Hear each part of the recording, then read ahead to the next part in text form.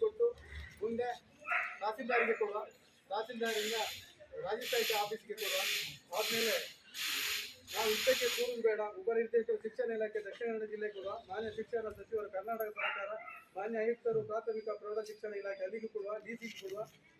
ಮಕ್ಕಳ ಕಲ್ಯಾಣ ಸಮಿತಿ ಕೂಡ ಮನವರಿಕೆ ಮಾಡುವ. ಯಾಕೆಂದ್ರೆ ಮಕ್ಕಳನ್ನು ಮಕ್ಕಳ ಕಲ್ಯಾಣ ಕೂಡ ನಾವೆಲ್ಲರೂ ಕೂಡ ಶಾಲೆಗೆ ಹೋಗಿ ನಮ್ಮ ವಿದ್ಯಾಭ್ಯಾಸ ಮುಂದುವರಿಸಿ ಅದನ್ನು ಅವರು ಕಲಿಸುವಂತಹ ವ್ಯವಸ್ಥೆಯನ್ನ ನಾನು ಇವರ ಪರವಾಗಿ ನಾನು ಡಿಡಿಪಿ ಕೂಡ ಮನವರಿಕೆ ಮಾಡಿದ್ದೇನೆ. ಬರುವ ರೀತಿಯಲ್ಲಿ ಮಾಡ್ತೀನಿ. ನಾನು ಈಗ ಅವರ ಪರವಾಗಿ ಹೇಳ್ತೇನೆ.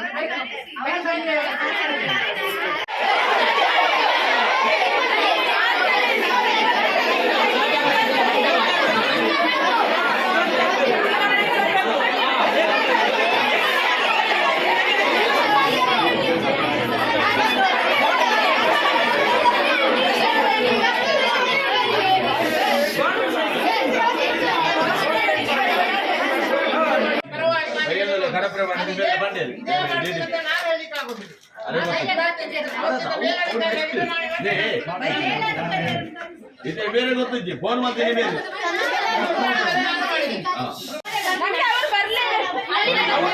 ಆಯ್ತು, ನಾನು ಸರ್ಕಾರ ಕೊಡ್ತೀನಿ.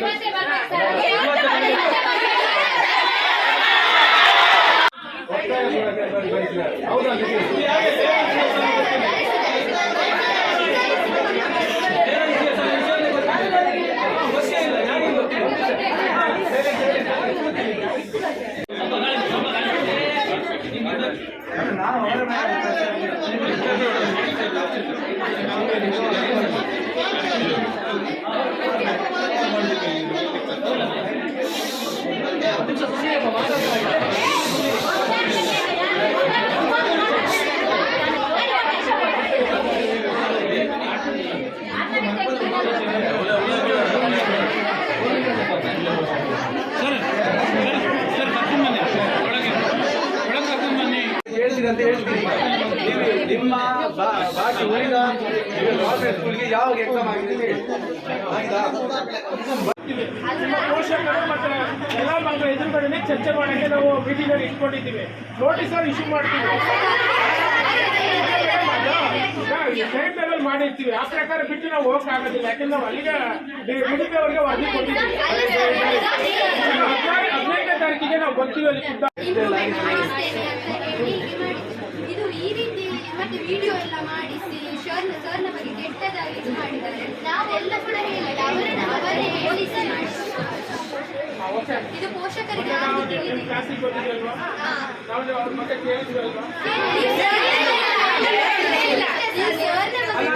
ಬರ್ಬೇಕಿಲ್ವಾ? ಮತ್ತೆ ತನ್ನಷ್ಟಕ್ಕೆ ಮನೆಯಲ್ಲಿ ತಿರಿಸದೆ ಕಂಪ್ಲೇಂಟ್ ಬಾಕ್ಸ್ಗೆ ಕಂಪ್ಲೇಂಟ್ ಹೇಗೆ ಹಾಕಿದ್ದಾರೆ? ಅವರೇ ನೀವು ಹಾಕಿದ್ದೀರಾ ಕಂಪ್ಲೇಂಟ್?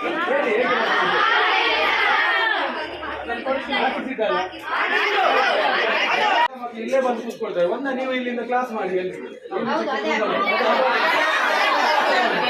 ಇಷ್ಟು ಮಕ್ಕಳಿಗೆ ನೀವು ಮನಸ್ಸಿಗೆ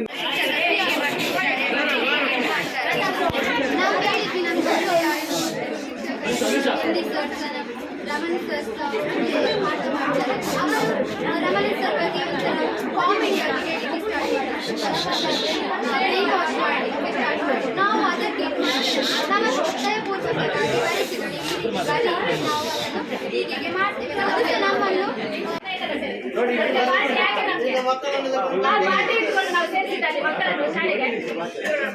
ಅಲ್ಲಿಗ ಟ್ರಸ್ಟ್ ಮಾಡಿದ್ದಾರೆ. ಹೌದಾ? ಟ್ರಸ್ಟ್ ಏನ್ ಪವರ್? ಮನವಿ ಕೊಡಿ, ಮನವಿ ಕೊಟ್ಟೆ.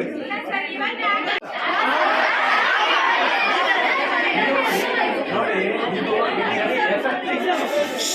SLC ಮತ್ತೆ ಹೇಗೆ ಮಾಡ್ತಾರೆ ಅವರು? ಮಕ್ಕಳಿಗೆ ಟೆಸ್ಟ್ ಬೇಕಾಗಿದೆ. ರಿಪೋರ್ಟ್ ಕೊಡಿ ಅಂತ ಕೇಳಿದ್ದೀನಿ. ಮೊನ್ನೆ ಬಂದಿದ್ರಲ್ಲ, ಮೊನ್ನೆ DDPI ಎನ್ಕ್ವೈರಿ ಆಗಿತ್ತಲ್ಲ, ಆವಾಗ ನೊಂದ ಶಿಕ್ಷಕರು ಯಾರಂತ ನನಗೆ ತಿಳಿಸಿಬಿಡಿ, ಅವರಿಗೆ ಮಕ್ಕಳಿಗೆ ಗೊತ್ತಾಗುತ್ತೆ. ಅವರನ್ನು ಸರ್ ನೊಂದ ಶಿಕ್ಷಕರು ಅವ್ರ ಪರವಾಗಿ ನಾನು ಸರ್ಕಾರಕ್ಕೆ ಅವ್ರ ಪರವಾಗಿ ನಾನು ವರದಿ ಕೊಟ್ಟಿದ್ದೀನಿ. ಸರಿ ಸರ್, ಈಗ